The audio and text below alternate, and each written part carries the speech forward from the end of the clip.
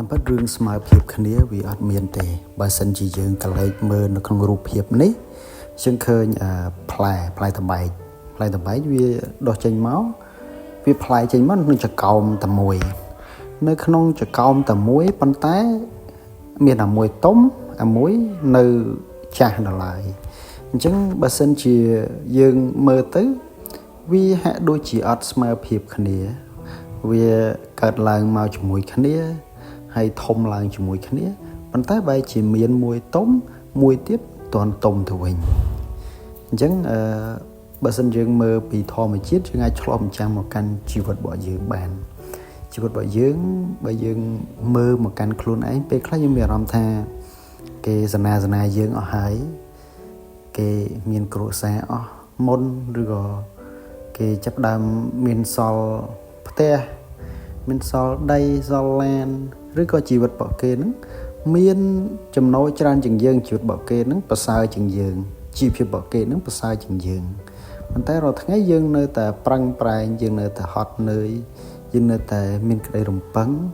ជាមួយនឹងគោលដៅរបស់យើងជាមួយនឹងក្តីសុបិនយើងនៅឡើយដែលយើងកំពុងឈោងចាប់នៅឡើយប៉ុន្តែគេស្គាល់យើងអស់ហើយគេបានសម្រេចជោគជ័យអស់បាត់ហើយអញ្ចឹងបើសិនយើងនៅតែគិតអញ្ចឹងយើងមានកម្លាំងចិត្តដើម្បីតស៊ូទៅមុខទៀតទេប៉ុន្តែខ្ញុំចង់ឲ្យទាំងអស់គ្នាមើលរូបភាពមួយទៀតតើតើមួយធម្មជាតិដូចរូបដែលខ្ញុំដាក់នេះរូបផ្លែតបែកវាធំឡើងជាមួយគ្នាវាលូតលាស់ដណាលគ្នាប៉ុន្តែមានមួយទុំមានមួយមិនតន់ទុំមួយនៅចាស់នៅឡើយអញ្ចឹងវាបានបរិញ្ញាយើងថាអ្វីក៏ដោយកើតឡើងមកមួយគ្នា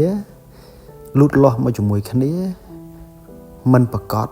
ថាវាបានផលសនាគ្នាឯងអញ្ចឹងកុំទាន់អន់ចិត្តកុំទាន់បាក់ទឹកចិត្តយើងរៀនកលេចមើលជុំវិញយើងដរាបណាបើសិនជាយើងនៅតែប្រឹងប្រែងយើងនៅតែអភិវឌ្ឍខ្លួនយើងនៅតែសាក់លបងធ្វើដោយមិនខ្លាចនៅភាពបរាជ័យខ្លាំងពេកយើងនឹងរកឱកាសដើម្បីឈោងចាប់ក្តីសម័យរបស់យើងបានអញ្ចឹងលើកទឹកចិត្តដល់អ្នកគ្នាឲ្យស៊ូទ្រាំបន្តដំណើរទៅមុខទៀត